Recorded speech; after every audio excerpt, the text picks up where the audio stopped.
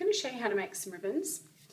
These are some I made earlier, or some bows I should say. You can put the ribbons on later. You can make them any size or any colour that you like. And basically, I've taken some fondant.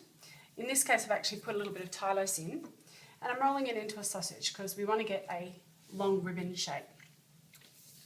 Making sure that my board has enough corn flour. I might actually put just a tiny touch more on because I just don't want it to stick, especially when we're rolling it out pretty hard.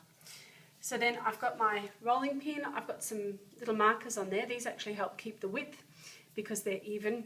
It keeps the width even when you roll it out. So then I just roll it out like a big long sausage. Now this is sometimes just all you need to do. You don't need to trim it, but I do like to trim it so I get a nice sharp edge. And again, just going back just to make sure that I get a nice even ribbon, because that's what I'm going to use to tie my bow, so to speak. Now I like to use a ruler, just because that gives me a good measure of exactly how wide I want it, the width. And I use a pizza cutter because it gives me a nice sharp edge. And you can use a nice sharp knife or whatever works for you. And again, just going along, keeping those edges. Just trim the edges on either side. And it gives me a nice, long, even piece of ribbon to work with to make my bow.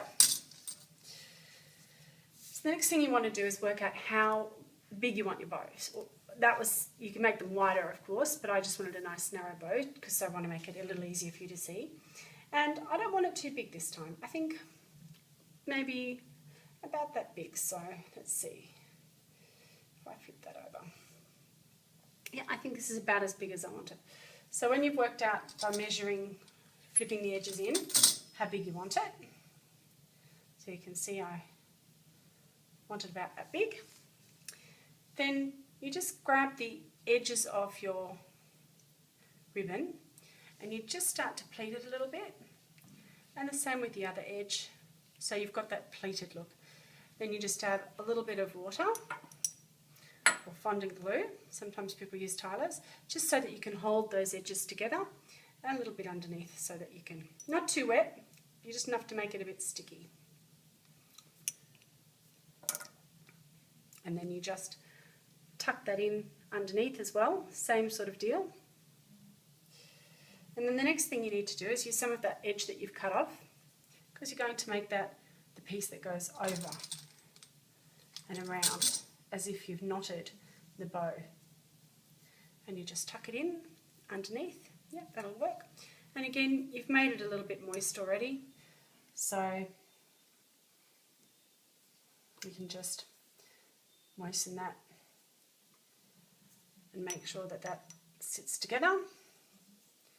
And then while it's drying, because as I said I have a little bit of Tylose in there already, just using a piece of paper towel, and you just roll it up, and then you can just tuck it underneath where the loops of the bow are going to be, so that it can dry and have that fullness that you might like. Just tuck it in that loop.